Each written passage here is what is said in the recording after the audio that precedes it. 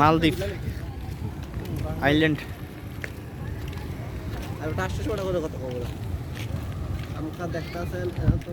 हाँ सासा हिंदी बोलता है हुंडाटा लইছেন সাসা এই হুন্ডাটা 3 লাখ টাকা দাম কইছেন দেয় নাই লাস্টে অন আরেকজনে লই গেছে গা।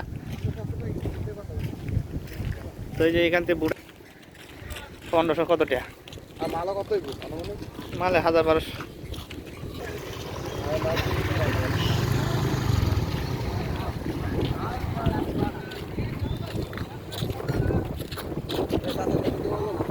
কোন দোকান ওটা দোকান বন্ধ না ওটা এখন বন্ধ ওটা দোকান।